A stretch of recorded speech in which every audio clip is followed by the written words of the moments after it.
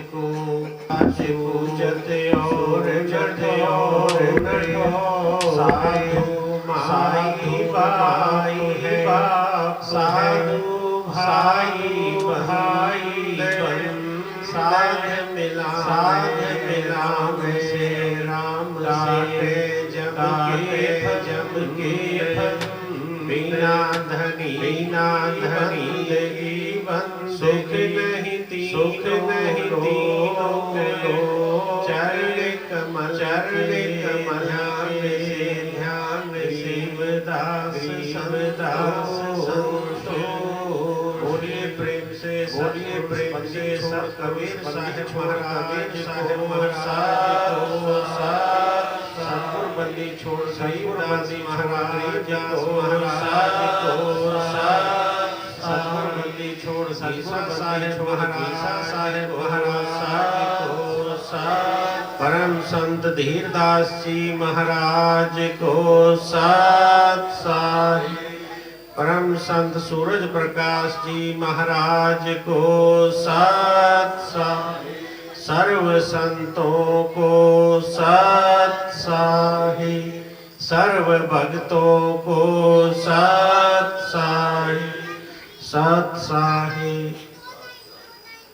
संगत जी, आज इस पवित्र नगरी में हमारे बहुत ही पूजनीय ब्रह्मलीन महापुरुष स्वामी मोहनदास महाराज जी का निर्वाण दिवस बरसी आप सब मना रहे हैं। और ये आपका भाव है, आपका विश्वास है, आपका भरोसा है उनके प्रति, जो इतने प्रेम में आप रात्रि के समय इतनी बड़ी संख्या में इकट्ठे होकर अपने गुरु महाराज के प्रति अपने भाव प्रदर्शित कर रहे हैं, अपने भाव दिखा रहे हैं। महाराज सतगुरु गरीबदास जी अपनी वाणी में लिखते हैं कि संतों की महिमा कहीं न जाए, संतों की महिमा कहीं न जाए, 68 तीर्थ चरणों पाए। और संतों की महिमा अपरंपार, पूर्ण ब्रह्म मिले करतार। सतगुरु जी कहते हैं कि मेरे संत की महिमा का बखान नहीं किया जा सकता। हमारे इन 52 अक्षरों में इतनी ताकत नहीं है कि हम संतों की महिमा की व्याख्या कर सके, उनको डिफाइन कर सके। सतगुरु महाराज कहते हैं कि 68 तीर्थों का फल उनके चरणों में रहता है। और फिर साहिब जी कहते हैं कि संतों की महिमा अपरंपार, कि उनकी महिमा तो इतनी अपरंपार है जैसे पूर्ण ब्रह्म मिले करतार। पूर्ण परमात्मा के यदि दर्शन करने हैं, पूर्ण परमात्मा को प्राप्त करना है, आत्म साक्षात्कार करना है, तो किसी संत की शरण में जाइए, तभी हमारा कल्याण हो सकता है। और आपके कितने अच्छे भाग्य है, सौभाग्य है, यू आर सो प्रिविलेज कि आपको परम संत मोहनदास जी महाराज के दर्शन हुए, आपको उनका आशीर्वाद प्राप्त हुआ। साध संगत जी, ये कोई छोटी बात नहीं होती, इसीलिए आप शुक्रगुजार रहिए। हमेशा धन्यवाद कीजिए परमात्मा का कि आपने उनको, परमात्मा ने आपको इतना सुंदर शरीर बख्शीश किया, ये पवित्र नगरी बख्शीश की, और आपको वो जीवन दिया कि आपने महाराज जी के दर्शन किए। और यदि दर्शन भी नहीं किए तो उनका आशीर्वाद आज आपको इस रूप में मिल रहा है। अपने जीवन को बहुत धन्य मानिए और परमात्मा का सदा शुक्र गुजार कीजिए। सतगुरु बंदी छोड़ वाणी में कहते हैं कि राम करे सो होत है, अपने सिर ना ले। हम इस संसार में आकर थोड़ी सी हमारे को प्राप्ति हो जाए, किसी चीज की प्राप्ति हो जाए, विद्या की प्राप्ति हो जाए, धन की प्राप्ति हो जाए, कोई पद मिल जाए, हम गांव के मुखी बन जाए, तो हम सोचते हैं कि हमने पता नहीं दुनिया में कितना गढ़ जीत लिया है। किंतु ऐसी बात हमें अपने मन में नहीं लानी। हमेशा ये मानिए कि हमारे पास जो कुछ भी है वो परमात्मा का बख्शीश किया हुआ है। यदि हम ये भाव अपने मन में रखेंगे और परमात्मा को समर्पित रहेंगे, तभी हमारा ये जीवन धन्य हो पाएगा। और यदि हमने इस संसार की चीजों को ये मान लिया कि ये मेरे द्वारा इकट्ठी करी गई है, मेरे पिताजी के द्वारा इकट्ठी करी गई है, मेरे बच्चों से इकट्ठी करी गई है, तो हमारा पतन शुरू हो जाएगा। सतगुरु कहते हैं कि राम करे सो होता है, अपने सिर ना ले, और अपने सिर जो लेते हैं तहां मुकदर पढ़ेंगे। यदि जिस दिन हमने सारी बातें अपने सिर ले ली, सतगुरु जी कहते हैं कि उसी दिन से सिर पे डंडे पड़ने शुरू हो जाएंगे। रावण अपने सिर लई, रावण अपने सिर लई, विभीषण लई न कोई। मैं बीच में एक बात और कहना चाहता हूं, कुछ माताएं बातें कर रही हैं, कुछ मेरी बहनें बात कर रही हैं। देखो, सत्संग में यदि आप आओ तो शरीर सत्संग में रखा है उसका कोई फायदा नहीं है। सत्संग में आओ तो अपना चित्त, अपनी वृत्ति, अपना ध्यान सत्संग में होना चाहिए। हमारा ध्यान बातों में है, हम बात करने में मस्त है, कहीं की बात अपने घर में की जा सकती है। सत्संग में आए तो फिर सत्संग की ही बात करी जाए, तभी सत्संग में आने का फायदा है। ये कोई पिक्चर तो है नहीं, सिनेमा तो है नहीं कि हम यहाँ आकर बातें करें, दांत दिखाएं। अपने मन को, अपनी वृत्ति को संतों की बात में, या जो सत्संगी यहाँ पर शब्द गा रहे हैं, ऐसे ऐसे भजन इन्होंने बोले हैं, यदि उसके अंदर हमारा थोड़ा सा भी मन चला जाए तो निश्चित रूप से हमारा जीवन बदल सकता है। तो कृपया अपना ध्यान इधर रखें। तो सतगुरु जी महाराज कहते हैं, रावण अपने सिर लई और विभीषण लई ना कोई, और 10 मस्तक रावण कटे, वे लंकपति थे सोए। रावण ने सारी चीजें अपने ऊपर डाल ली, अपने घमंड में आ गया, अपनी विद्या के घमंड में आ गया, अपनी बिरादरी के घमंड में आ गया, अपने पराक्रम, अपनी ताकत, अपने सोने की लंका के घमंड में आ गया। किंतु उसी का भाई विभीषण, उसको कोई घमंड नहीं हुआ, उसने हर बात को परमात्मा से जोड़ के रखा, और अंत में क्या हुआ आप सभी को पता है, रावण मिट्टी में मिल गया और उस सोने की लंका का राज विभीषण को प्राप्त हुआ। तो साध संगत जी, हमारे को परमात्मा ने 84 लाख जोनियों में प्रधान चोला हमारे को प्रदान किया है। ये मनुष्य का शरीर, ये सबसे बड़ा चोला है 84 लाख जोनियों का। इतनी योनियां हैं, इतने प्रकार के जन्म है, जीव जंतु बनते हैं, उनके नाम भी याद नहीं हो सकते। किंतु एक ये जो चोला है, और ये विशेष क्यों है, क्यों इसकी पूजा होती है? क्योंकि हम कर्म योनि में हैं, हम कर्म कर सकते हैं, अन्य जीव जंतु कर्म नहीं कर सकते हैं। हम कर्म कर सकते हैं, हम भोग भी भोग सकते हैं। अब बदकिस्मती ये है कि हमने इस जीवन को केवल मात्र भोग योनि बना के छोड़ दिया। जिस प्रकार से जीव जंतु अपना समय काट लेते हैं, पुनर्चित्तम पुनर्वित्तम पुनर्भार्या पुनर्मही एतत् सर्वम पुनर्लभ्यम ना शरीरम पुनः पुनः।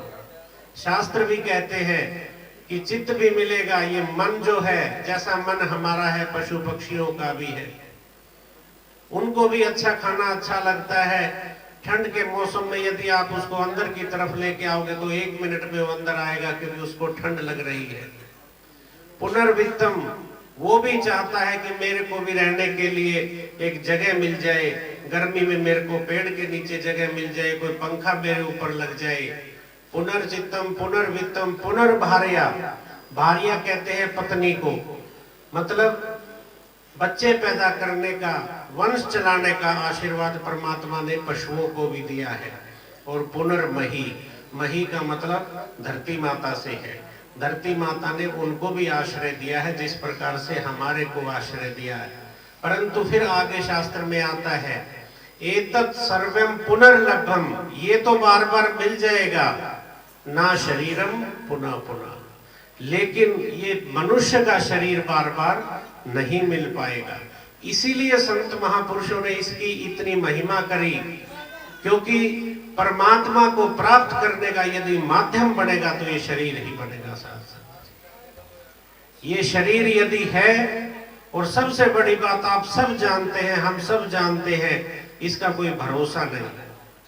सतगुरु जी की वाणी में आता है, नहीं भरोसा देह का बिनस जाए छिण माही। किसी ने प्रश्न किया कि महाराज जी शरीर का कोई भरोसा नहीं है, कब खत्म हो जाए, हमें क्या करना चाहिए? सतगुरु जी ने स्पष्ट उत्तर दिया, नहीं भरोसा देह का बिनस जाए छिण माही। श्वास श्वास सुमरण करो और जतन कुछ ना है। आज यदि हम महाराज मोहनदास जी की पूजा कर रहे हैं, उनकी आराधना कर रहे हैं, उनके नाम पे आज मेले लग रहे हैं, तो उन्होंने क्या कमाई की थी साध संगत जी? उन्होंने कोई बहुत बड़ी फैक्ट्री लगाई नहीं, चुनाव जीते नहीं, कहीं के वो मुख्यमंत्री नहीं बने, उन्होंने नाम की कमाई करी। और वो नाम की कमाई सदा सदा से शुद्ध मानी गई और शुभ मानी गई, और उसी नाम की कमाई हमारे साथ जाती है। मैंने पहले भी एक दो बार बताया है कि एक व्यक्ति था, उसने अपने जीवन में अपने 3 दोस्त बनाए थे। उस व्यक्ति ने अपने जीवन में 3 दोस्त बनाए। जब उसका अंत समय आया तो उसने अपने तीनों मित्रों को इकट्ठा किया, अपने तीनों दोस्तों को इकट्ठा किया और कहने लगा कि भाई अब मेरा शायद आखिरी समय आ गया है, मैं बहुत बूढ़ा हो गया हूँ और मैं चाहता हूँ कि जिस प्रकार से मैंने पूरा जीवन तुम्हारे साथ दोस्ती रखी है, मेरे अंत समय के समय भी तुम तीनों मेरे साथ चलोगे।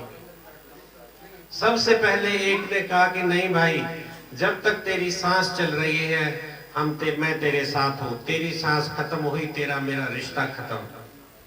उसको बहुत आश्चर्य हुआ। उसने दूसरे की तरफ देखा, दूसरे ने कहा कि भाई तू खत्म हो जाएगा, तेरा शरीर खत्म हो जाएगा, मैं इतना कर सकता हूं, तेरा संस्कार करवा दूंगा, तेरी 13वीं 17वीं करा दूंगा, उसके बाद तेरा मेरा रिश्ता खत्म। तीसरे की तरफ जब उसने देखा तो उसके तीसरे मित्र ने कहा कि चिंता मत कर, मैं तेरे साथ चलूंगा, जहां तू जाएगा मैं तेरे साथ जाऊंगा। अब उसके 3 मित्र कौन थे? उसके ये 3 दोस्त कौन थे? पहला मित्र जिसने ये कहा कि तेरी सांस चल रही है, जब तक तेरा मेरा नाता है, तेरी सांस खत्म तेरा मेरा रिश्ता खत्म। साध संगत जी, वो मित्र उसका धन था, उसका पैसा था। जब तक हमारी सांस है तब तक हमारी जेब के पैसे को, बैंक के पैसे को हम प्रयोग कर सकते हैं, उसको बरत सकते हैं। जिस दिन सांस चली गई उस दिन उस धन को कोई दूसरा ही बरतेगा। दूसरा जो उसका मित्र जिसने ये कहा कि मैं तेरा संस्कार कर दूंगा, तेरे को तेरी 13वीं 17वीं कर दूंगा, रिश्तेदार आएंगे, टेंट लगा दूंगा, वो उसका परिवार था। परिवार क्या कर सकता है? केवल इतना ही कर सकता है कि अपने बुजुर्ग की, अपने घर के मेंबर की संस्कार कर देगा, उसके लिए टेंट लगा देगा, रोना पीटना कर लेगा, भोजन करा देगा, चाय पिला देगा। 13वीं के बाद उनका भी रिश्ता समाप्त हो जाता है। तीसरे जिसने ये कही कि मैं तेरे साथ चलूंगा, वो उसके कर्म थे, उसका भजन था, उसके परोपकार के कार्य थे।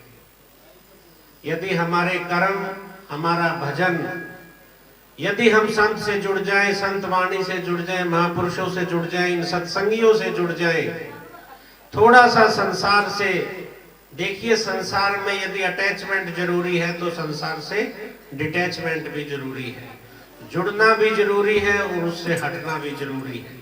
जिस दिन ये कला हम सीख जाएंगे, हमारा जीवन सफल होने लग जाएगा।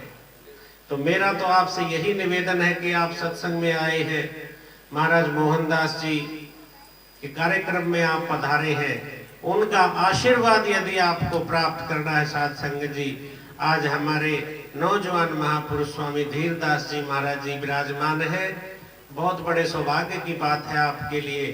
संत बिरले होते हैं, बार बार संतों के दर्शन नहीं हो पाते हैं। ये आपका बहुत अच्छा कर्म है कि स्वामी जी महाराज उस परंपरा को आगे चला रहे हैं। आप यदि महाराज जी से पूछ के और संत वाणी से जुड़ जाएं, देखिए मैं थोड़ा सा आपको बुरा लग सकता है ये बात, किंतु थोड़ा संस्कार सीख लीजिए। सत्संग लगा तब जानिए जब कोई कुकर्म छूटे। सत्संग में आप आए हो तो कोई ना कोई बुराई जरूर छोड़ दीजिए, संस्कार सीख लीजिए, तरीका सीख लीजिए, सेवा सीख लीजिए, सिमरन सीख लीजिए, सत्संग सीख लीजिए और उसी में मस्त रहिए। बातें करने के लिए फिर समय मिल जाएगा तो आप संत महापुरुषों का सानिध्य प्राप्त कर ले, संत महापुरुषों के साथ रह के सत्संग योगा कर ले, और जिस दिन आपके ऊपर ये सतगुरु महाराज की दया कृपा हो जाएगी, उस दिन आप देखेंगे कि आपके जीवन में वास्तव में बदलाव आ चुका है। और साथ संगत जी, एक छोटा सा निवेदन और करता हूँ। आज हमारे समाज में नशा एक बहुत बुरी बुराई की तरह से फैलता जा रहा है। देखिए, सैकड़ों साल पहले सतगुरु कबीर साहब महाराज ने, सतगुरु रविदास महाराज ने, नानक साहब महाराज ने, सतगुरु गरीबदास महाराज ने, हमारे घीसा साहब महाराज ने वाणी की रचना की। उन महापुरुषों को वाणी रचना करने के लिए, क्योंकि वो स्वयं परमात्मा का रूप थे, स्वयं परमात्मा थे, उन्होंने वो वाणी की रचना हमारे लिए की कि हम उस वाणी को पढ़ के सुन के अपने जीवन को सुधारें। और वाणी में नशे के प्रति बहुत कुछ लिखा। कितनी उनको हमारी चिंता थी कि वो आज उनको पता था कि भी उस समय भी नशे थे, लेकिन आज नशे का प्रकोप हर जगह बढ़ गया है। गली गली में नशा पहुंच गया है, घर घर में नशा पहुंचने की तैयारी कर रहा है। तो नशे के प्रति यदि हम एक व्यक्ति को भी नशे से दूर कर दें तो हमारा जीवन इतना धन्य हो जाएगा कि हमारे को निश्चित रूप से परमात्मा अपनी गोद में लेके रहेंगे। चाहे हम शराब, चाहे दूसरे नशे, चाहे बीड़ी सिगरेट, यहाँ तक कि हम ये हुक्का जो चलता है, इसको बड़े शौक से कह देते हैं कि ये भाईचारे का प्रतीक है। लेकिन मैं कहता हूँ, किस बात के भाईचारे का प्रतीक है? आज गांव में क्या 36 बिरादरी एक हुक्का पी सकती है? सबके अपने अलग अलग होके। किस बात का भाईचारा? अपना नशा करने के लिए, हम अपनी बात को सही करने के लिए तरह तरह के बहाने कर लेते हैं। तो इससे दूर होना है। भांग तमाकू पीवही नास नाक में देत, सतगुरु गरीबदास जी की वाणी है। भांग तमाकू पीवही नास नाक में देत, सो तो ईरा ले गए जो भड़भुजेगा रेत। जैसे भड़भुजेगा रेत उड़ जाता है, नशा करने वाली जो भी जीवात्मा है उसका सत्यानाश निश्चित है। सतगुरु कबीर साहब वाणी में कहते हैं, अमल आहारी आत्मा कबू न पावे पार। जो अमल करेगा, नशा करेगा, वो कितना सत्संग कर लीजिए, वो पार नहीं हो सकती। कहे कबीर विचार के त्यागो ताही विचार, नशे का तो विचार भी त्याग दीजिए। मदिरा पीवे कड़वा पानी, 70 जन्म श्वान के जानी। सतगुरु जी कहते हैं कि जो शराब पीता है वो खुद से ही अपने 70 जन्म कुत्ते के लिख ले कि मुझे अब कुत्ता बनना है 70 जन्म। तो शराब से बचे, दूसरे को भी बचाए। देखिए, जो सत्संग होता है ना, वो संस्कारों की पाठशाला है। यहाँ पे संस्कार सिखाए जाते हैं। कोई जादू मंत्र नहीं होता सत्संग में। अत्यंत साधारण आदमी है सत्संगी, बहुत ही साधारण है, कपड़े से, लत्ते से, परिवार से, लेकिन संस्कारों से भरे पड़े। इनके अंदर संस्कार है, इसीलिए इनकी पूजा होती। तो आप ये प्रण ले कि हमें नशे से बचना है और सेवा करनी है, सत्संग करना है और सिमरन अवश्य करना है। जब हम सिमरन करते हैं तो हमारी आत्मा श्रृंगार करती है, और जब हम सिमरन करते करते ध्यान में चले जाते हैं तो हमारी आत्मा स्नान करती है। इन्हीं शब्दों के साथ मैं वाणी को विराम करूंगा। साथ ही स्वामी जी महाराज का भी मैं बारंबार धन्यवाद करता हूँ। महाराज जी से हमारा बड़ा अनुराग है, प्रेम है। महाराज जी सदा ही सत्संग में, कीर्तन में, ऐसा जीवन अपने लिए कुछ नहीं, सब कुछ संगत के लिए। साधु नदी और वृक्ष जन तिहुआ एक स्वभाव, जल नावे फल वृक्ष दे और साधु लखावे दाव। जिस प्रकार से नदी, वृक्ष और संत ये अपने लिए कभी कुछ नहीं लेते, नदी दूसरे को ही देती रहती है, वृक्ष भी दूसरे को देते हैं और संत भी सदा परोपकार के लिए जीवन धारण करते हैं। इन्हीं शब्दों के साथ मैं अपनी वाणी को विराम करता हूँ। बोलिए बंदी छोड़ महाराज को सत साहिब, सत साहिब, सत साहिब।